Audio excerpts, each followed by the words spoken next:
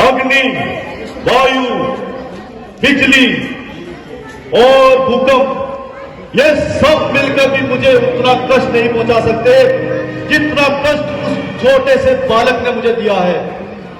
अष्टमी से 10 रोज पहले और 10 रोज बाद पैदा हुए सभी बालकों को मैंने मार दिया, परंतु वह बच गया जिसका मरना मेरे लिए आवश्यक था। ठहर जा, प्रातः काल के समय उदय होने वाले ग्रीष्म ऋतु के सूर्य, मैं मेघामंडल बनकर तुझ पर छा जाऊंगा। सायंकाल के समय प्रकट होने वाले पूर्णमासी के चांद, मैं राहु बनकर तुझ पर ग्रहण लगाऊंगा। सब लोग कहते हैं कि तू लीला अवतारी है, तो मैंने भी तुझसे चतुरता करना निभाई है। तू उस लोक का स्वामी होगा तो मैं इस लोक का स्वामी हूं। प्रकट हो जाएगी कि किसकी शक्ति किस पर भारी है। महाराज, कौन? अक्रूर, क्या समाचार है? महाराज, पूतना की तरह शक्तासुर और त्रिनावत को नंद नंदन ने यमलोक पहुंचा दिया और एक दिन यशोदा को मुखमंडल में ब्रह्मांड दिखा दिया और यम का सुर को मरी में करके उसे परम पद पर पहुंचा दिया। ये तू उनके समाचार सुना रहा है या उनकी तारीफ कर रहा है? जो भी मैं कह रहा हूं सत्य कह रहा हूं। मैं आपको उनकी खबर सुना रहा हूं। ये सब तो मैं सुन चुका, परंतु मुझे कोई नई खबर सुना। नई खबर यह है कि वक्तासुर और वन्नासुर जो यहां से भेजे गए थे, उन्हें भी उस बालक ने मार दिया। जी हां। तो फिर अंधकासुर को भेजो, हमारे ये योद्धा अब नहीं काम आएंगे तो किस समय काम आएंगे? एक बात कहूं महाराज? कहो। आप अपने दुर्भाग्य को सुभाग्य में बदल सकते हैं। उसमें कैसा दुर्भाग्य अक्रूर, जब मुझे ये पता चल चुका है कि उस देवती का 8वां पुत्र मेरा काल है, तो उसको मारने के लिए मैं तरह तरह के उपाय कर रहा हूं, तो क्या उसमें भी मेरा कोई दुर्भाग्य हो गया? महाराज, आपका काल बनकर जो पवित्र इस धरती पर जन्म ले चुका है,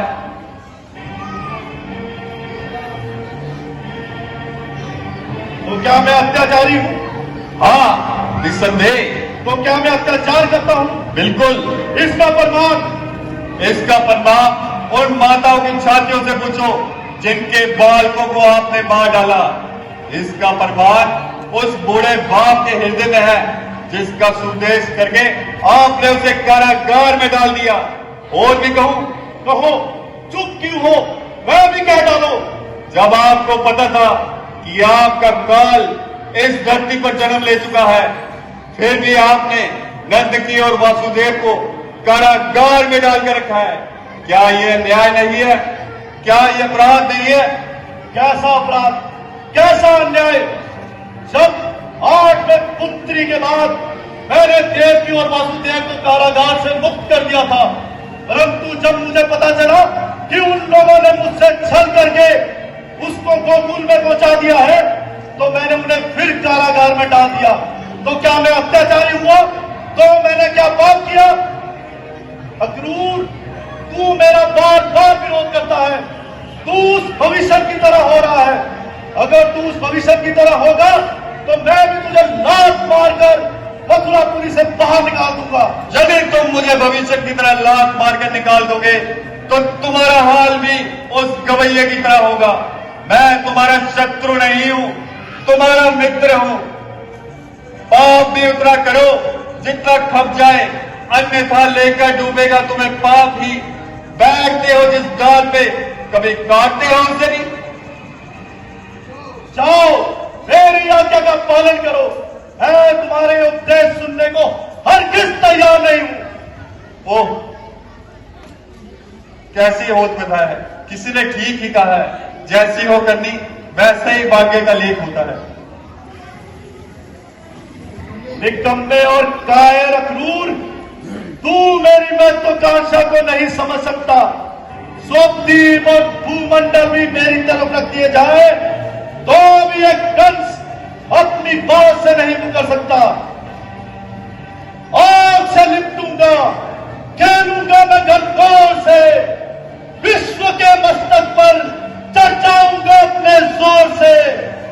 कांपता है स्वर्ग, धरती मौन है, लहर हूं मैं जगत का, उससे बढ़कर कौन है, कौन है उससे बढ़कर कौन है।